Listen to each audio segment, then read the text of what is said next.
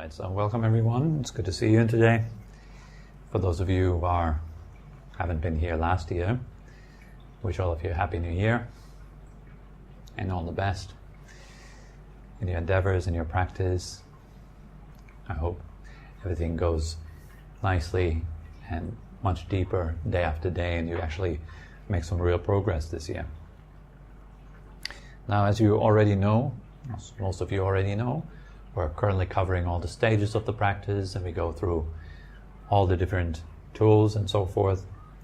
So far we have covered 3 preparations, which is the posture, should be upright and relaxed.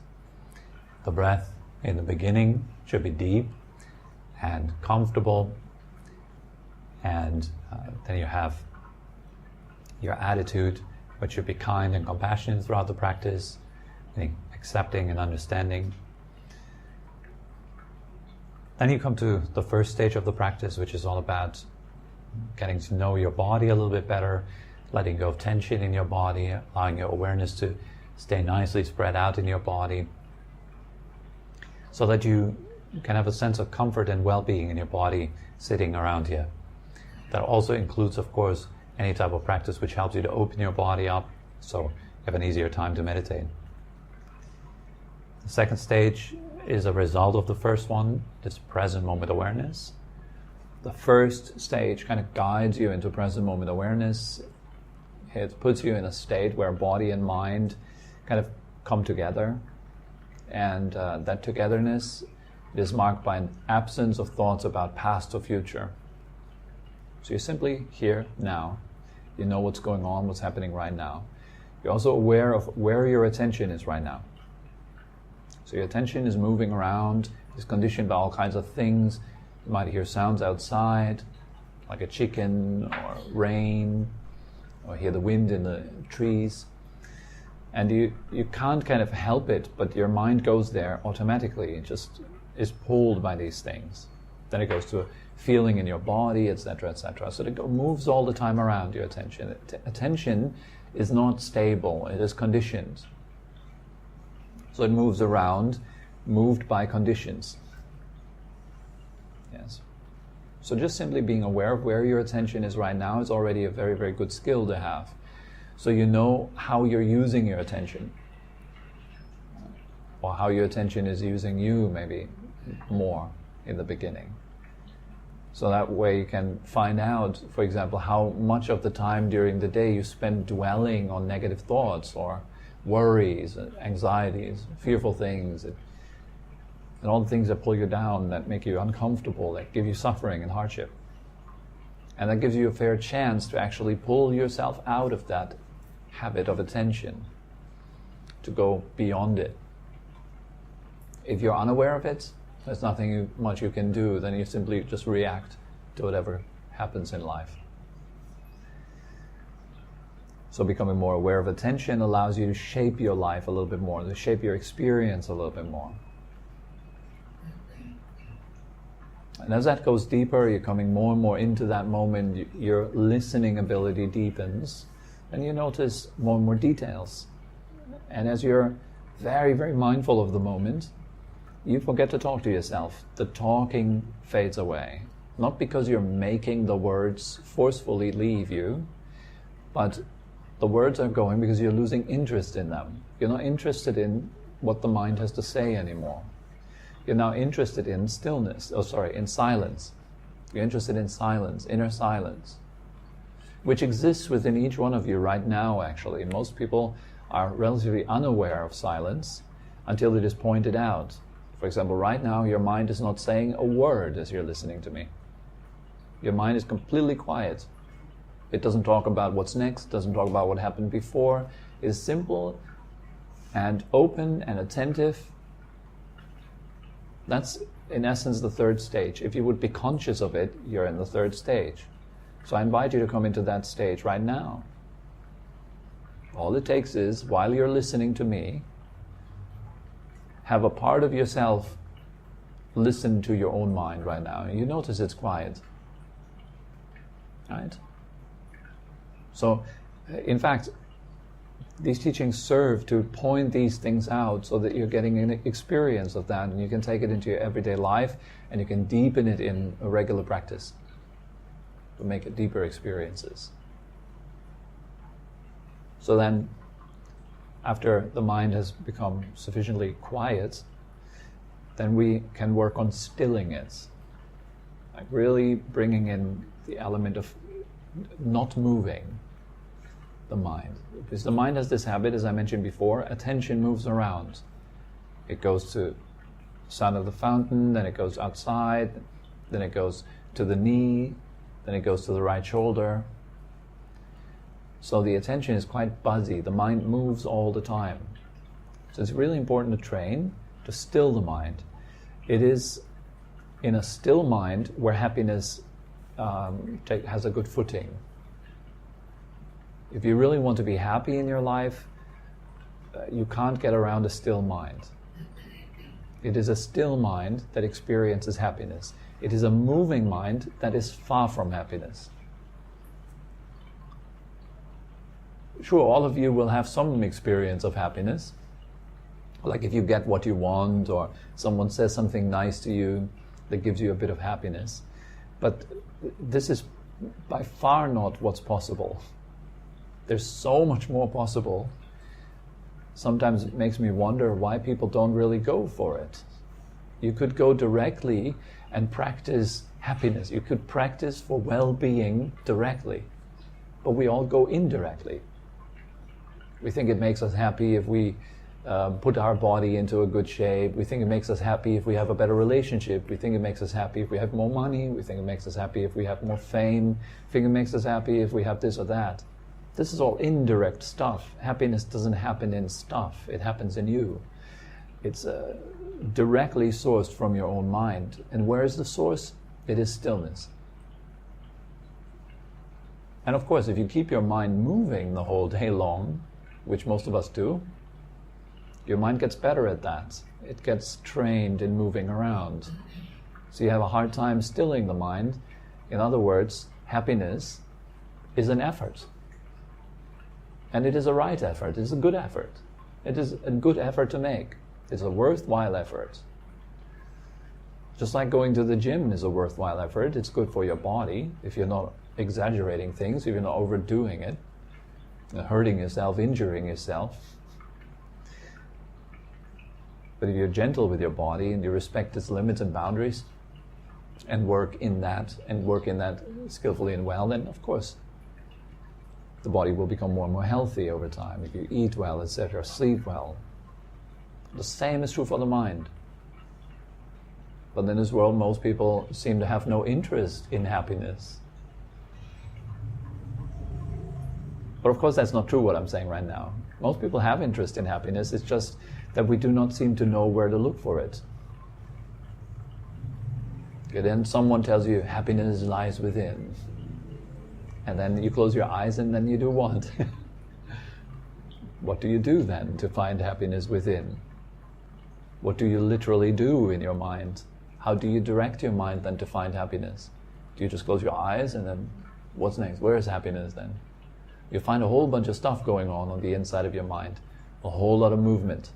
And happiness is found where that movement ends. How do you still the mind? Well, simple. Keep it with one thing. Here we keep it with the breath. And you let that deepen and your mind will become more and more refined and more empowered, more strong. A strong mind is a happy mind. A weak mind is a confused mind that changes direction basically every microsecond.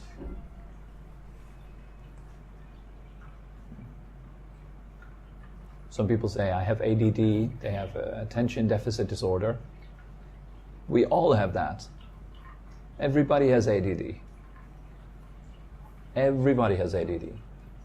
It's really hard to keep your attention with one thing for more than a few consecutive seconds. And that's of course only becomes obvious when you try meditation. And you notice that your mind is all over the place. And it doesn't stay still for a second. It goes here and there, this thought, that thought. only then do you notice, oh, wait a second, my attention has a deficit too. It is not fully empowered. What's a fully empowered attention like? It's very blissful. It makes the mind very logical, very clear, very sharp, able to do things, able to take care of tasks that need to be taken care of. And it makes you feel good in the body. It makes you feel good in your whole being. So there's many, many benefits to actually stilling your mind. It's a worthwhile effort. Well, unless you think, oh, my mind is perfectly still already, or I'm happy already, well, then you kind of have to be stuck with that happiness level that you're at this moment. If you don't want to develop any further and go any deeper, then that's the end of the road for you. I'm encouraging learning and growth. And so that's what meditation does. It gives you the opportunity to grow and ask the right questions, and go deeper, understand yourself on a deeper level. That takes what? Curiosity. It takes an inquisitive mind. It takes the wish to understand yourself on deeper levels. Really you want to be interested in yourself. If that interest is not there, then of course we don't really take any such action. But seeing all of you sit here, I assume that there's some interest to grow and learn and get better at that. So when the mind stabilizes with the breath, eventually it will come to a point where the mind is powerful enough to see things clearly. So the whole point of stabilizing the mind is not just to stabilize the mind, just like the point of sharpening a pencil, it's not just to sharpen a pencil. Why do you sharpen a pencil? You sharpen it so you can use it, right? So in the same way, we are empowering the mind so we can use it.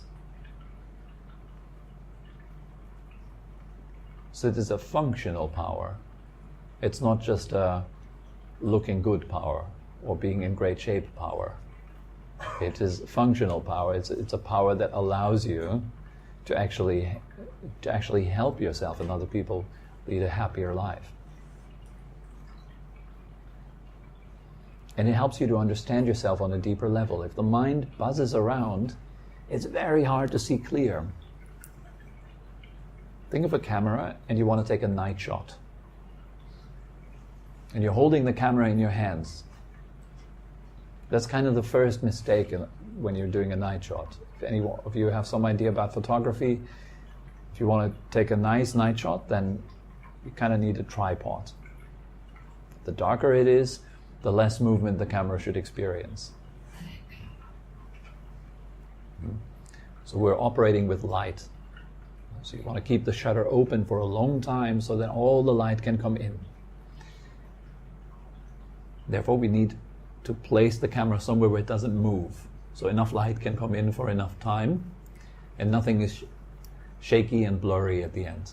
It's the same thing with our mind. If you really want to understand, or if the mind should be able to understand itself, it has to become still, so it can see very clearly the minute, fine movements that exist within itself. It cannot see them clearly if the mind moves around. If the knower, the looker moves around too, the observer is not stable. So that's the whole point of stabilizing the mind. It helps you to have greater breakthroughs, insights. Otherwise, we tend to stay on the intellectual level, which is quite common, of course. A lot of spiritual systems coming up nowadays. YouTube is full of it. The internet is full of spiritual teachers, all teaching something. And the understanding for most people, unfortunately, remains relatively superficial. We stay at the superficial level of the intellect. Ah, yeah, I get that. Oh, that makes so much sense. Ah, it's so true.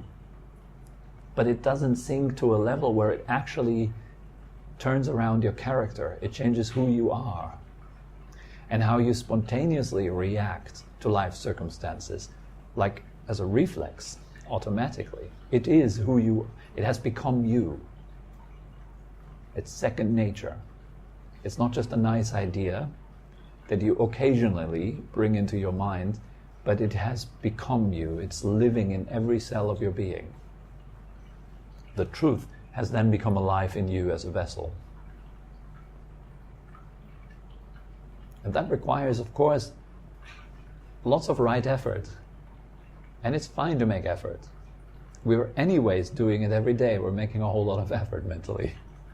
Might as well do it well. Might as well do it right.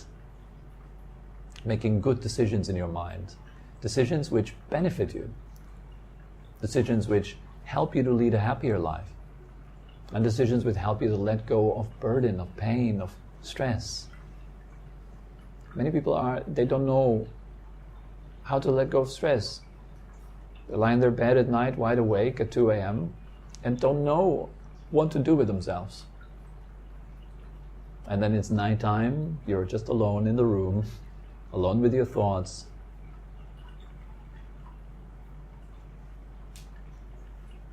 So when we don't know what to do with ourselves, with our mind,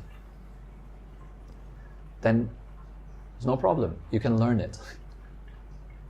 You can learn the art of knowing what to do with yourself, knowing how to make friends with yourself.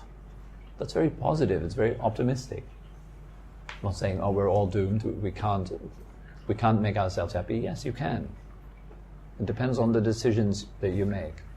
Of course, it depends on the tools that you use. So far, we have covered the tool of kindness, the tool of compassion, the tool of sympathetic joy. And today, we come to the tool of equanimity. These are also known as the so-called 4 divine abidings. They're divine states of mind because they're very radiant, they're very expansive, they're filling the entirety of space, and they're also putting your mind into an aloof state. Yes. They really empower your mind. So first, kindness can be expressed as the wish for someone to be happy. Compassion is the wish for someone to be free from suffering. Well, compassion can also be referred to as harmlessness. Then mudita, or sympathetic joy, is the happiness that you experience when you yourself make good decisions that are beneficial for you, or when other people have happiness. And when other people do the things that it takes to be more happy, and you can actually enjoy that. That's sympathetic joy. These are very powerful states. And today, it's equanimity, Uppekha. The word Uppekha means something to look over or to look after, to look over actually, to overlook something. Uppekha. And another word that is often used for, nowadays we translate it as equanimity.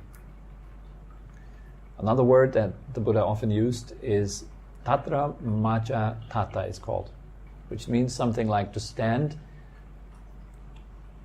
in all of this, or to stand in the middle of all this. Both point to the same state of mind.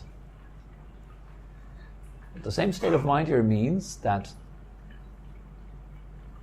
state of mind which is able to allow things to be. It doesn't get swept away by things. That's the nature of equanimity.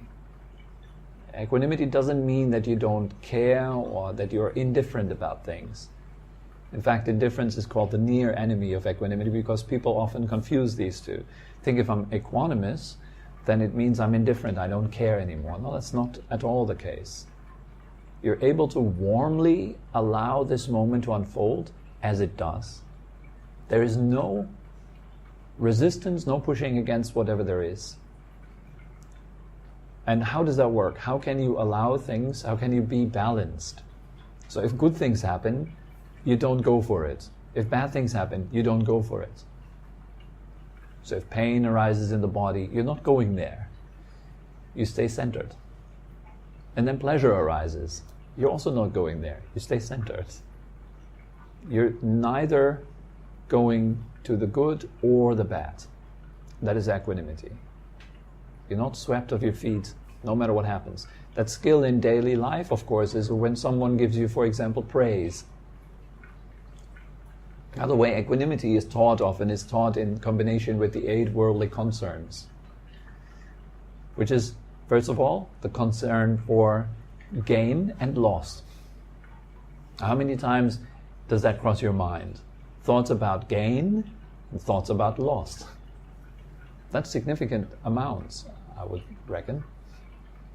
Most people think about these things. What could they gain? What could they lose? That occupies the mind. And it doesn't just occupy the mind, it gets a hold of your emotions too. It steers up emotion. You think of what you could lose, you drop down into a hole of fear and start to worry and feel anxious. And then that changes your body and so forth. Or you think about what you could gain and you feel happy and you feel elated.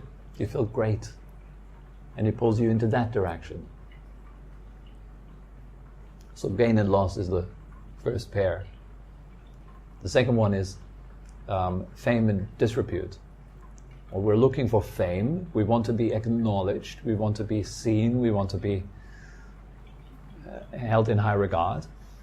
And we fear the opposite, disrepute.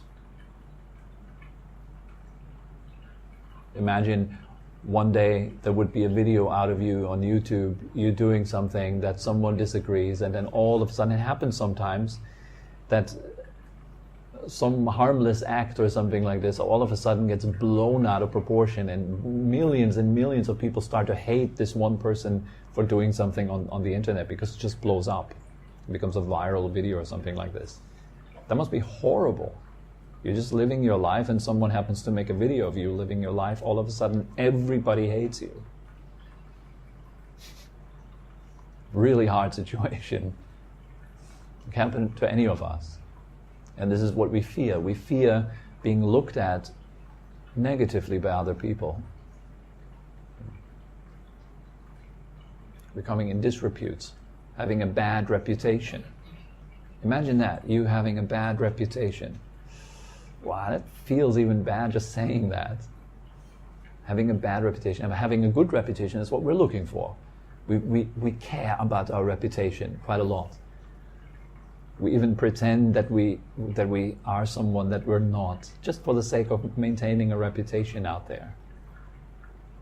For some people that can become very heavy, because they have to constantly uphold their public me, their public self-image. That maintains their reputation. This is incredibly exhausting. The third pair is praise and blame. They're very similar also, right, from fame and disrepute. We love praise. We love it when people think well of us. They think good of us. And they praise us. They talk well about you. And we absolutely hate it when people blame you. The feeling of that I could be blamed. You come into a group of people and there's a feeling of I could be blamed. That produces shame. You can't really be yourself. You can't be relaxed and at ease. And all of us know this. If you're a human being, you know all of these 8. And finally, pleasure and pain. You could probably summarize all of those 8 into pleasure and pain. So we're looking for pleasurable experiences and we fear painful experiences. So all our activities in life are to get that stuff. We want to get the pleasure and we don't want to get the pain. Now equanimity is that which stands in the middle of all this. It isn't carried away by that stuff. Things happen, right? Apparently good things happen and then they pass and turn into bad things. Who would have known? Then bad things happen and then they turn into good things again. Who would have known? Things arise and pass. That's what things do. Nothing lasts. Nothing. If we would truly understand that, it would lead to equanimity. So equanimity can be said to be a state that arises upon realization of impermanence. You clearly understand that things don't last. Nothing lasts. Not one mental state, not one emotion. Not one external situation lasts. Nothing lasts. That really, really sinks in, not just theoretically or philosophically or intellectually, but it becomes who you are. Then you can stay quite equanimous. And there's this, my favorite story of the Chinese horse farmer. I've talked about it a few times, and I didn't mention it for a long time actually. And so I take this nice opportunity to talk about it again because I really love that story. It's so nice. So there's this Chinese horse farmer that lives with his son on his horse farm. And they have one beautiful White Stallion. And one day, the son forgets to close the gate of the corral, and the horse just escapes and runs off into the forest. And all the villagers come and say, "Oh my God, we've heard about your loss. You lost your only horse. We knew how dearly you loved it. And now it's gone. Ah, this is such bad news." And the old man says, "Well, bad, good, who knows?" And a few days later, the son sits out on the porch and he plays his bamboo flute. And then suddenly he hears, I'm just creating a bit of a scene there. It makes the whole thing more interesting. So he plays the bamboo flute, and then so in the distance, all of a sudden he hears the hoofs of the horse galloping. And so he stops playing and he listens. And indeed, it's the White Stallion, and it comes right running back out of the forest towards the corral. And so he gets up and he opens the gate, and like a miracle, the horse walks right back in. But here's the bonus. It's not alone. It comes with 8 wild horses following right behind it. And they all walk into the corral. Now, of course, the villager get to hear that, and they come and say, "Wow, the gods must love you. This is amazing. You're so blessed. Such good news. Who would have known?" And the old man says, "Well, good, bad, who knows?" And so a week later, both of them, father and son, they work on taming the horses. And they're working with this one particular horse which is extremely ferocious and wild. It happens that in an unmindful moment, the son turns his back and the horse kicks him into the lower back, and it shatters his spine into 1,000 pieces. He will never walk again. He's paralyzed for the rest of his life. And all the villagers come to hear of that, and they come, "Oh my God, these horses must be cursed. What happened to you? This is horrible. This is such bad news." And the old man says, "Bad, good, who knows?" And then a month later, the soldiers, they come into the village to recruit young men to go to war. And all the villagers, they lose their sons to war. And they're all very, very sad and distraught, and they come to the old man and they meet again together, and they drink a cup of green tea together. And they say, "Well, can you believe it? We've all lost our sons to war, and we're super sad about this." And the old man says, "Well, I can stay with my son. My son is still staying with me. He can't go to war because he's paralyzed." Everyone says, "Ah, you're so lucky, you can keep your son with you by your side." And the old man says, "Well, good, bad, who knows?"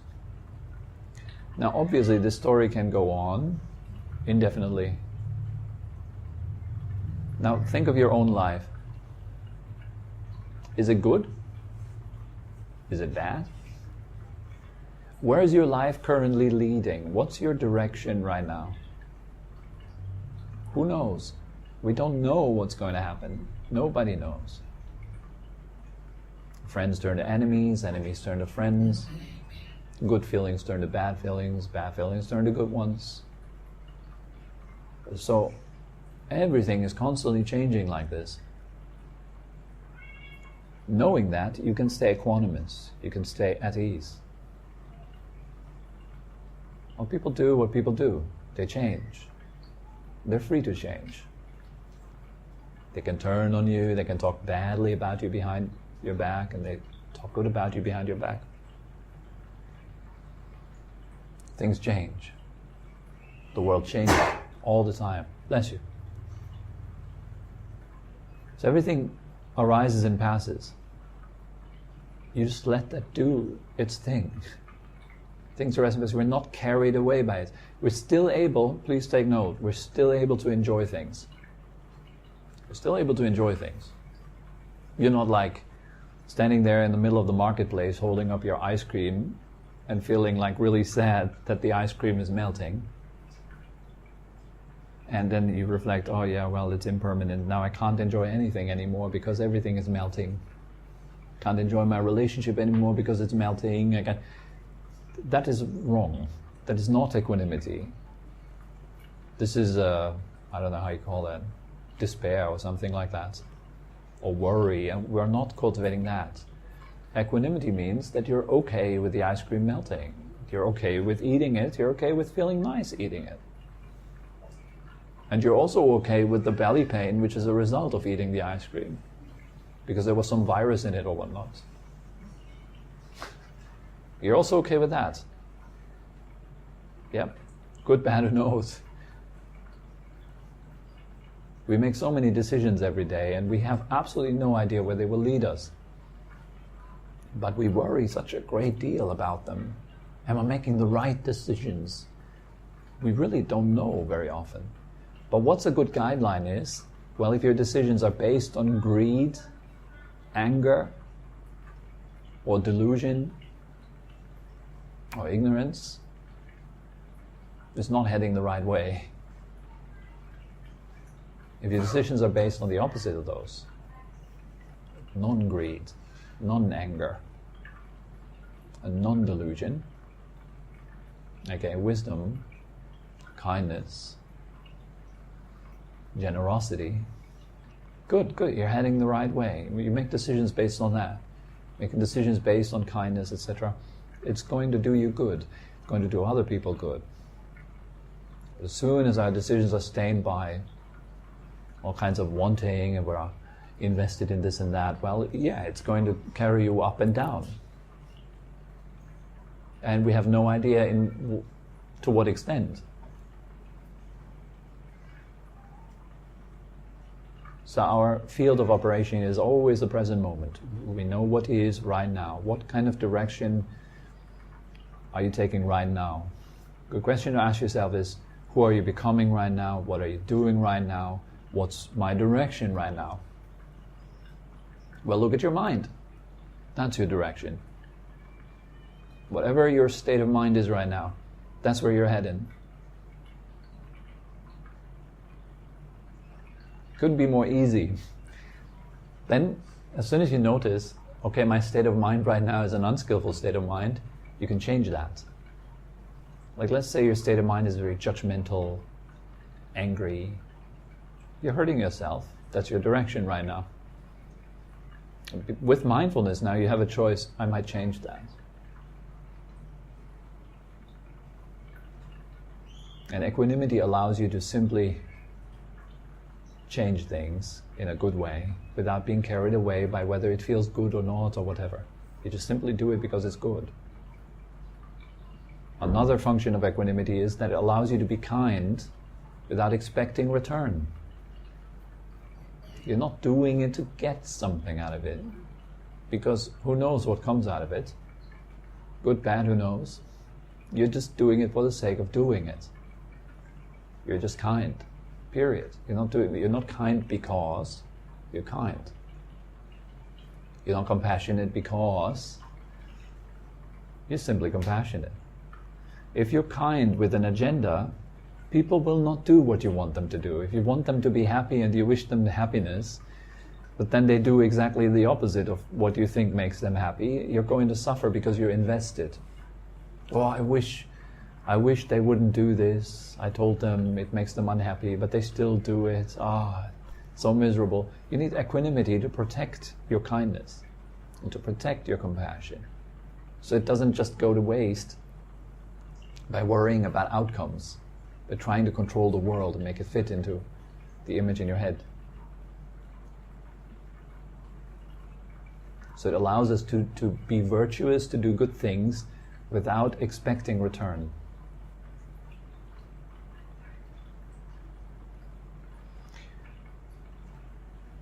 In our meditation practice, we do exactly the same thing with all states that arise within our mind. Virtuous states, they come and go.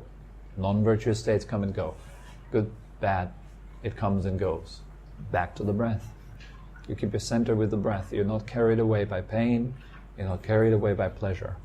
You stay rooted and centered in the breath. That's what it does in meditation practice. That's how we practice this art or this skill of equanimity. That can be taken to a very deep level. But I'm not qualified to talk about the deepest level of equanimity. It's enough. This one is enough. It's good enough. Yes. All right. I think that's all that comes to mind for today. I hope it was helpful in some way and